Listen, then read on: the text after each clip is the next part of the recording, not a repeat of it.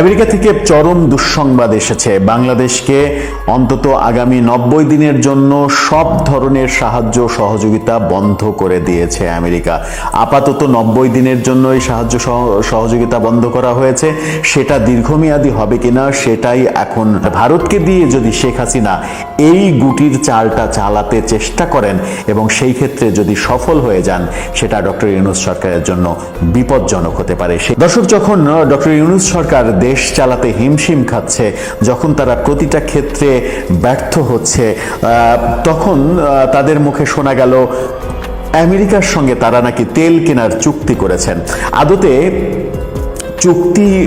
চুক্তির ব্যাপার কিছুই হয়নি। চুক্তি সংক্রান্ত একটা এমওইউ মানে প্রাথমিক একটা সম্মতি পত্র তৈরি হয়েছে এবং সেটা আমেরিকার সরকারের সঙ্গে নয়, একটা বেসরকারি প্রতিষ্ঠানের সঙ্গে তেল ক্রয় সংক্রান্ত প্রাথমিক সমঝোতা হয়েছে, সেটা কোনো চুক্তি নয়। আবার উল্লেখ করছি, এটা আমেরিকার সরকারের সঙ্গে হয়নি, কিন্তু সরকার ফলাও করে সেটা প্রচার করেছে।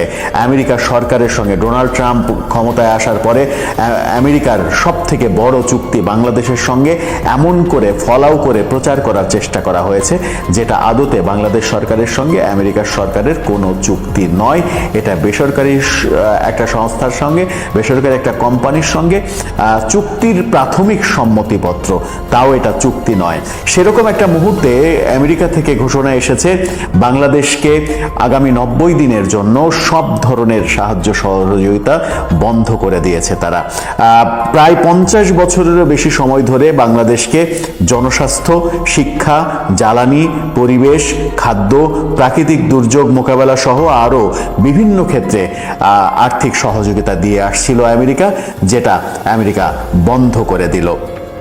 আমেরিকা যখন এই সাহায্য বন্ধ করে দিল, তখন বাংলাদেশে কর্মরত আমেরিকান যে প্রতিষ্ঠান, বেসরকারি প্রতিষ্ঠান, বাংলাদেশে এনজিও বলা যায়, ইউএসএইড তাদের সমস্ত কর্মকাণ্ড বাংলাদেশে বন্ধ করে দিয়েছে। ইউএসএইড বাংলাদেশে অনেক বড় একটা দাতা সংস্থা। এই ইউএসএইডের সমস্ত কর্মকাণ্ড যখন বাংলাদেশে একটা চিঠির মাধ্যমে, চিঠিটা আপনারা দেখতে পারেন, এই চিঠির মাধ্যমে বাংলাদেশের সমস্ত কর্মকাণ্ড তারা বন্ধ করে দিয়েছে। বাংলাদেশকে সব ধরনের সহযোগিতা তারা বন্ধ করে দিয়েছে আপাতত, যতদিন পর্যন্ত তারা সরকারের, আমেরিকা গভর্নমেন্টের নতুন কোনো নীতি হাতে না পায়।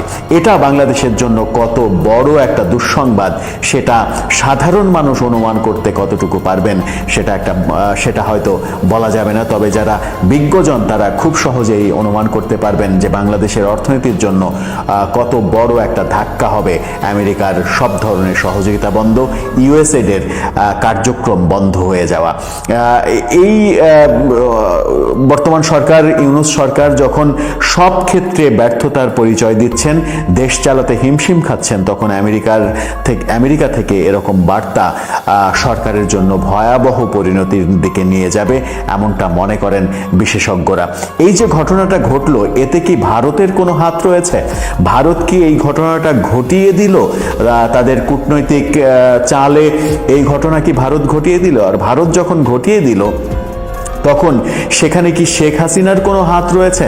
শেখ হাসিনা ভারতকে দিয়ে, আমেরিকাকে দিয়ে এই কাজটি করিয়ে নিলেন যেন বাংলাদেশের বর্তমান সরকার, ইউনূস সরকার ব্যর্থ হন এবং তারা পদত্যাগ করে চলে যেতে বাধ্য হন। এমন পরিবেশ তৈরি করার জন্য কি এটা আওয়ামী লীগের কোনো লবিং, যে লবিংয়ে আওয়ামী লীগ এক ধাপ এগিয়ে গেল? এই আলোচনা চতুর্দিকে কিন্তু শুরু হয়েছে যে ডোনাল্ড ট্রাম্প ক্ষমতায় আসার সঙ্গে সঙ্গে শেখ হাসিনা ভারতকে দিয়ে আমেরিকাকে বশ করে ফেলেছে এবং আমেরিকাকে বাংলাদেশের বিরুদ্ধে কাজ করাচ্ছে। এদিকে ডোনাল্ড ট্রাম্পের অফিসিয়াল যে এক্স হ্যান্ডেল, সেই সাবেক যে টুইটার, বর্তমানে যেটা এক্স হ্যান্ডেলে ডোনাল্ড ট্রাম্পের অফিস থেকে একটা টুইট করা হয়েছে বাংলাদেশ সম্পর্কে, যে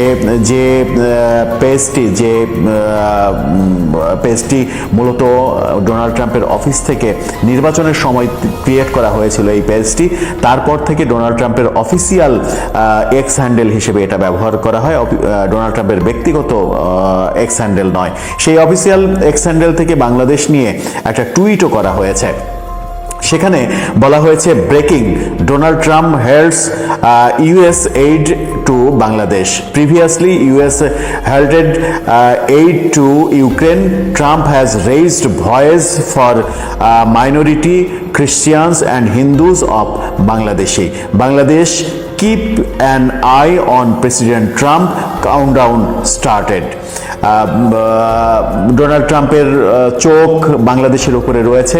বাংলাদেশে যে মাইনরিটি নির্যাতন, সংখ্যালঘু নির্যাতন হয়, হিন্দু খ্রিস্টান সহ সংখ্যালঘুদের যে নির্যাতনের চিত্র, সেই চিত্রের উপরে ডোনাল্ড ট্রাম্পের চোখ রয়েছে। ডোনাল্ড ট্রাম্প সেটা দেখছেন এবং এর আগে ইউক্রেনের মতো বাংলাদেশেও ইউএসএইডের কার্যক্রম বন্ধ করে দেয়া হয়েছে, এমনটা সেই টুইটে বলা হয়েছে। সব মিলিয়ে অবস্থা মনে হয় ঘোলাটে হয়ে যাচ্ছে বর্তমান সরকারের জন্য। অন্তর্বর্তীকালীন সরকারের জন্য অবস্থা এতটাই ঘোলাটে হচ্ছে যে তাদের জন্য সরকার পরিচালনা করা খুবই টাফ হয়ে যাবে। যদি আওয়ামী ষড়যন্ত্রের কথা বলা হয়, আওয়ামী লীগ যদি একটা ষড়যন্ত্র করেই থাকে, শেখ হাসিনা যদি একটা ষড়যন্ত্র করেই থাকে বাংলাদেশের বর্তমান সরকারের বিরুদ্ধে, তাহলে সেই ষড়যন্ত্রে যদি শেখ হাসিনা জিতে যান, সেটা ইউনূস সরকারের জন্য বড় বিপদ হয়ে যাবে। ইউনূস সরকারের বর্তমান কার্যক্রম কি হবে? যেন শেখ হাসিনা কোনো ষড়যন্ত্রে জিতে যেতে না পারেন। সেটা কি আদৌ ইউনূস সরকার পারবেন? কেননা পারবেন কিনা এই প্রশ্নটা এই কারণেই আসছে যে ডোনাল্ড ট্রাম্পের সঙ্গে ডক্টর ইউনূসের সম্পর্ক ভালো নয়, ট্রাম্প প্রশাসনের সঙ্গেও ডক্টর ইউনূসের সম্পর্ক ভালো নয়। যখন সরকারের সঙ্গে, আমেরিকার বর্তমান সরকারের সঙ্গে ডক্টর ইউনূস সরকারের সম্পর্ক ভালো নয়, ঠিক তখনই আমরা দেখছি কিন্তু ডোনাল্ড ট্রাম্প সরকারে ভারতীয় বংশোদ্ভূত মন্ত্রীদের সংখ্যা কিন্তু 7-এর অধিক। 7-8 জন ভারতীয় বংশোদ্ভূত মন্ত্রী ডোনাল্ড ট্রাম্পের সরকারে কাজ করছেন। এফবিআইয়ের প্রধান ভারতীয় বংশোদ্ভূত, নিরাপত্তা প্রধান ভারতীয় বংশোদ্ভূত, স্বাস্থ্যমন্ত্রী ভারতীয় বংশোদ্ভূত, এরকম গুরুত্বপূর্ণ দায়িত্বে কিন্তু ভারতীয় বংশোদ্ভূতদের ডোনাল্ড ট্রাম্প বসিয়েছেন। সেখানে ভারতের একটা আধিপত্য কিন্তু ট্রাম্প প্রশাসনে থাকবে। আর ভারতকে দিয়ে যদি শেখ হাসিনা এই গুটির চালটা চালাতে চেষ্টা করেন এবং সেই ক্ষেত্রে যদি সফল হয়ে যান, সেটা ডক্টর ইউনূস সরকারের জন্য বিপজ্জনক হতে পারে। সেই বিপদ থেকে তারা কিভাবে উতরাতে পারেন, কিভাবে উতরাবেন, কিভাবে সরকার ঠিকভাবে পরিচালনা করবেন, কিভাবে আমেরিকাকে নিজেদের বাগে নিয়ে আসবেন, নিজেদের পক্ষে নিয়ে আসবেন, সেই চেষ্টাগুলো হয়তো তারা করবেন। সফলতা বিফলতা সেটা সময়ই বলে দেবে। গ্রাউন্ডটা কি হতে পারে? গ্রাউন্ডটা এমন হতে পারে যে আমেরিকা সরাসরি হস্তক্ষেপ করতে যাচ্ছে বাংলাদেশের রাজনীতিতে। আমেরিকা যদি সরাসরি হস্তক্ষেপ করে, ভারত যদি সেখানে এক ধরনের দুতিয়ালি করে, সেটা যে শুরু হয়েছে, সেটা যে ইতিমধ্যেই কার্যকর হতে শুরু করেছে, সেটা অবশ্য বলা যায়। ইতিমধ্যে সরকারকে দেখা যাচ্ছে যে স্বাস্থ্য খাতে অনুদানের জন্য, স্বাস্থ্য খাতে দ্বিপাক্ষিক সম্পর্কের জন্য চীনের সঙ্গে তারা বোঝাপড়ায় যাচ্ছে এবং পররাষ্ট্র উপদেষ্টা বলেই দিয়েছেন যে ভারতের চাইতে সহজলভ্য চিকিৎসা চীনে সম্ভব, আমরা চীনে চিকিৎসা নেব এবং চীন বাংলাদেশের চিকিৎসা সেবায় অনুদান দিতে চায়, এমন আলোচনা চলছে। অর্থাৎ ভারতকে এক ধরনের অ্যাভয়েড করা, ভারতকে বাদ দিয়েই পরবর্তী কর্মপরিকল্পনা তৈরি করার ব্যাপারগুলো সামনে নিয়ে আসছেন উপদেষ্টারা। ঠিক সেই মুহূর্তে ভারতকে বাদ দিয়ে এই কাজটা করা হচ্ছে যখন আমরা সবাই জানি যে ভারতীয় পণ্য, ভারতীয় অনেক পণ্যের উপরে বাংলাদেশ নির্ভরশীল। যদি সেগুলো বাংলাদেশে না আসে, চাল, ডাল, পেঁয়াজ, আলু, অনেক, এছাড়া আরও অনেক নিত্য প্রয়োজনীয় ব্যাপার, ভারতের সঙ্গে গ্যাসের চুক্তি রয়েছে, সেগুলো যদি না আসে, সেগুলো যদি বন্ধ হয়ে যায়, তাহলে বাংলাদেশের বাজার দর বর্তমানে যে আকাশচুম্বী হয়েছে, সেটা কোথায় গিয়ে ঠেকবে সেটা অনুমান করারও বাইরে। সেই জন্যই আলোচনাগুলো হচ্ছে যে ভারতকে পাশ কাটিয়ে চীনের সঙ্গে সম্পর্ক এবং ভারতকে মাইনাস করে চীনের সঙ্গে সম্পর্ক করতে গিয়ে সরকার আরও বেশি বিপাকে পড়বে কিনা। সরকার যখন নানা রকমের সিদ্ধান্তে হোঁচট খাচ্ছে, তখনই কিন্তু আওয়ামী লীগ, যুবলীগ যারা এক ধরনের ব্যাকফুটে রয়েছে 5 আগস্ট পতনের পর, তারা এখন পর্যন্ত প্রকাশ্যে আসতে পারেনি, তারা কিন্তু সরব হওয়ার চেষ্টা করছে এবং তারা বিভিন্ন জায়গায় শোডাউন করার চেষ্টা করছে, যদিও শোডাউনের পরে গ্রেপ্তার হওয়ার ঘটনাও আমরা দেখেছি। গত দুদিনে প্রধান উপদেষ্টার পদত্যাগপত্র নিয়ে যে গুজব রটেছিল, আমরা আমাদের ভিডিওতেও বলেছিলাম, পদত্যাগপত্রের বিশ্লেষণে বলেছিলাম যে পদত্যাগপত্রের যে ভাষা, সেই ভাষা বিশ্লেষণ করলে স্পষ্টই বোঝা যায় যে এটা প্রধান উপদেষ্টার ভাষা নয়। কারণ পদত্যাগপত্রে যেভাবে সবকিছুর দায়, 5 আগস্টের পরের সমস্ত হত্যাকাণ্ডের দায় তিনি স্বীকার করে নিয়েছেন, এই ল্যাঙ্গুয়েজে প্রধান উপদেষ্টা পদত্যাগপত্র লিখবেন কিংবা কোথাও কোনো কথা বলবেন, এটা পাগলেরও ভাবার কোনো কারণ নেই। সুতরাং পদত্যাগপত্র যে ভুয়া গুজব ছিল সেটা আমরাও বলেছি।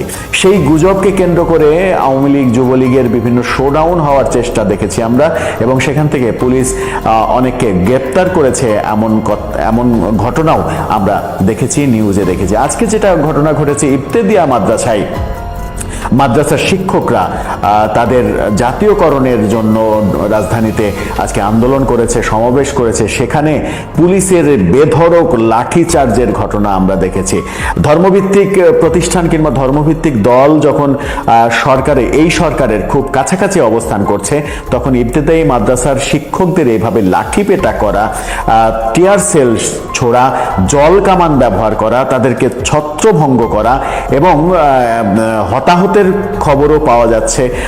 দাবি করছেন ইবতেদায়ী মাদ্রাসার শিক্ষকরা যে তাদের শিক্ষক একজন মারা গেছে, অনেকে আহত হয়ে হাসপাতালে গেছে। এই ঘটনা কি আবার সরকারকে ধর্মভিত্তিক মানুষগুলোর থেকে বিচ্ছিন্ন করে দেবে কিনা? এই যে ইবতেদায়ী মাদ্রাসার শিক্ষকদের উপরে পুলিশ চড়াও হলো, এই পুলিশকে আবার আওয়ামী লীগ হয়ে ফিরে আসলো কিনা তাদের প্রতি চড়াও হতে, সেই ব্যাপারটা নিয়ে ইতিমধ্যে ট্রল শুরু হয়েছে। ইবতেদায়ী মাদ্রাসার শিক্ষকদের যেভাবে লাঠি পেটা করা হলো, বেধড়ক পেটানো হলো, তাদেরকে মুমূর্ষ করে হাসপাতালে পাঠিয়ে দেয়া হলো, সেটা একটা বড় ইঙ্গিত দেয় কিনা যে ধর্মভিত্তিক জনগোষ্ঠী, ধর্মভিত্তিক দল এবং ধর্মভিত্তিক প্রতিষ্ঠানগুলোর সঙ্গেও সরকারের সুসম্পর্ক নষ্ট হতে চলেছে কিনা। সেটাও যদি হয়ে যায় তাহলে এই সরকার আমার মনে হয় যে বড় ধরনের বিপদে পড়ে যাবে, তাদের টেকা মুশকিল হয়ে যাবে। এমনিতেই চতুর্দিকে আলোচনা শুরু হয়েছে, ডক্টর ইউনূসের সরকার থাকছে না, নতুন তত্ত্বাবধায়ক সরকার আসছে, কারণ এই সরকারের নিরপেক্ষতা নিয়ে প্রশ্ন উঠেছে। এই সরকার নিরপেক্ষ নয় এমন প্রসঙ্গে বিএনপিও কথা বলছে। বিএনপি তাদের নিরপেক্ষতা নিয়ে মির্জা ফখরুল সরাসরি প্রশ্ন তুলেছেন একটা সাক্ষাৎকারে, একটা গণমাধ্যমের সঙ্গে সাক্ষাৎকারে তিনি বলেছেন যে সরকারে থেকেই যদি কোনো রাজনৈতিক দল গঠনে কিংবা কোনো রাজনৈতিক দলকে পৃষ্ঠপোষকতা দেয়া হয় তাহলে সরকারের নিরপেক্ষতা থাকে না, এই সরকারের অধীনে নিরপেক্ষ নির্বাচন হতে পারে না। দর্শক, সব মিলিয়ে আপনার কি মনে হয়, ডক্টর ইউনূস সরকার কি নিরপেক্ষতা হারিয়ে ফেলেছে? তারা কি নিরপেক্ষ থাকতে পারছে না? মাহফুজ আলমের গতকালকে লক্ষ্মীপুরের কর্মকাণ্ড সম্পর্কে বরেণ্য সাংবাদিক মাসুদ কামাল তার একটি ভিডিওতে মাহফুজ আলমকে উজিরে খামাখা উপাধি দিয়েছেন, তাকে উজিরে খামাখা বলেছেন, অর্থাৎ তার কোনো কাজ নাই, খামাখা একটা পদে বসে রয়েছেন এবং তাকে অপসারণ করার দাবিও তুলেছেন মাসুদ কামাল। তিনি যে সকল কর্মকাণ্ড করছেন একের পর এক, তিনি গতকালকে সমাবেশে বলেছেন আওয়ামী লীগকে নির্বাচন করতে দেয়া হবে না। এদিকে আজকে সিইসি তিনি বলেছেন, প্রধান নির্বাচন কমিশনার, তাকে আওয়ামী লীগ সম্পর্কে প্রশ্ন করা হয়েছিল, তিনি আওয়ামী লীগের নাম না নিয়ে বলেছেন যে আপনারা যে একটা বৃহৎ দলের কথা বলছেন, টপমোস্ট দলের কথা বলছেন, সেই দল নির্বাচনে অংশগ্রহণ করবে কি করবে না এটা আমাদের বিষয় নয়, এটা সরকারের বিষয়, সরকার যে সিদ্ধান্ত নেবে সেটাই হবে। অর্থাৎ নির্বাচন কমিশনের কোনো পরিকল্পনা নেই আওয়ামী লীগের নিবন্ধন বাতিল করার। তাহলে মাহফুজ আলম প্রকাশ্য জনসভায় বলছেন কেন যে আওয়ামী লীগকে নির্বাচন করতে দেব না, যখন প্রধান উপদেষ্টা ডক্টর ইউনূস ভারতের একটা পত্রিকাকে সাক্ষাৎকার দিয়ে স্পষ্ট বলেছিলেন যে আওয়ামী লীগ নির্বাচন করবে, যেহেতু প্রধান বড় দলগুলো চাইছে কাউকে বাদ দিয়ে নির্বাচন হবে না, সেই কারণে বিএনপির কথাই তিনি বলেছিলেন যে বিএনপি যেহেতু চাইছে আওয়ামী লীগকে নির্বাচন করতে দিতে হবে, সেই কারণে আওয়ামী লীগকে নির্বাচন করতে আমরা দেব। সেখানে প্রধান উপদেষ্টার কথাকে ভায়োলেট করে, তাকে ওভারটেক করে মাহফুজ আলম বললেন আওয়ামী লীগকে তিনি নির্বাচন করতে দেবেন না। তাহলে কি সরকারের প্রধান মাহফুজ আলম, সরকার কি মাহফুজ আলম চালাচ্ছেন? এই প্রশ্নগুলো উত্থাপন করেছেন সাংবাদিক মাসুদ কামাল।